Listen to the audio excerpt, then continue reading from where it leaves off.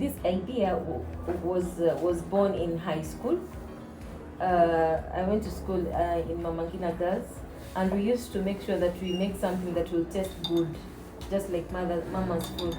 So every time when you're opening school, you make sure that your food will just be like you'll be remembering home. So we were making like onions, but we didn't know how to preserve this, because after like 1 week it will become moldy. So when my little sister went to school, she used also to want me to make, and she always used to tell me, what can we do so that this can inaweza kaa until I come for half term. So that's when I started researching on the best ways to make sure that this one does not go bad for a long period of time. So we started making for my sister, and when we were making for her, the schoolmates, the colleagues started asking as well, can you bring for me when you're coming next to school? So I started packing for her and her friends. Then some parents started asking, does it have kids? So I started finding out what will it take for me to get kids. So I went to the kids' offices and I explained myself, I have this product, I really want to pack it and start selling it because people are asking for it. Then they said, oh, do you have a certificate of incorporation? I was like, no. Then you have to get a certificate of incorporation before we can help you.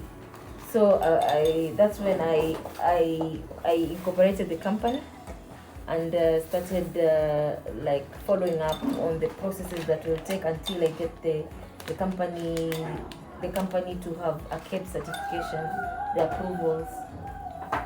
Chibundiro comes from the word bunda, which is a Swahili word meaning to grind. From my community, which is the Chonyi community, Chibundiro means the mortar and the pestle that is used to grind. So I started now, I was more confident. At that time I used to work in Deloitte. So I was more confident to tell my colleagues, I have this product, it has kids, so on and so forth. Can you go try it? And that's how I started getting my first clientele. In the next 2 years, Chibundiro will be franchised in different countries. Chibundiro will have been able to penetrate even the interior Mashinani areas. This is the raw material that has been used to make this. We have onions, ginger, garlic, dania, cardamom, cinnamon, black pepper, and cloves. So this is the value addition here comes in when we crack these things just as they are, then we cook them. Then after cooking, we mix the spices. When we mix the spices, we drain the oils, the finished product becomes like this. Is then mixed further into chili ratios to allow the variety of without chili, mild chili, and hot chili. So currently what we are packing now is mild chili. So our processes are rather just, this is a homemade product. It's a homemade product, nothing really automated, but we are looking as we scale up, we are going to be able to automate the processes. As you can see, we are just packing with the spoon, we are weighing with a normal weighing machine.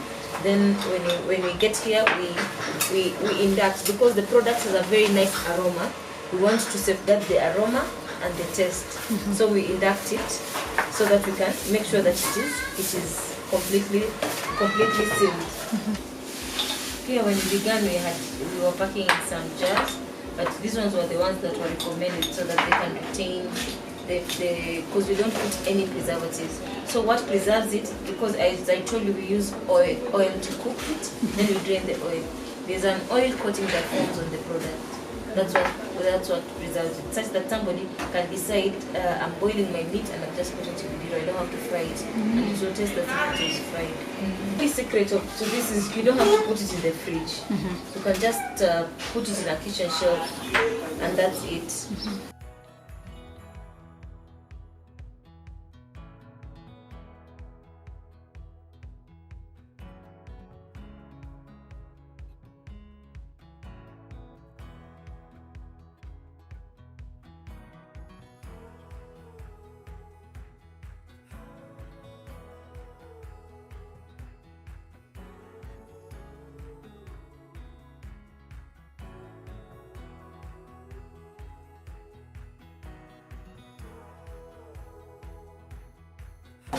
So this is how a complete Chibundiro looks like. It's the Chibundiro, the label, the induction seal, the outer seal, so that somebody does not break the seal, and the expiry date at the top. Lands is a video series that goes behind the scenes with creators, movers and shakers to learn how they create their products and services.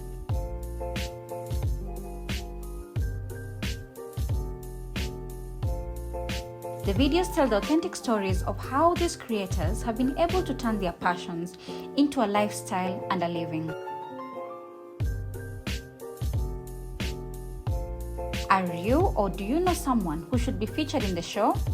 Drop me a line or tweet me through my contacts below.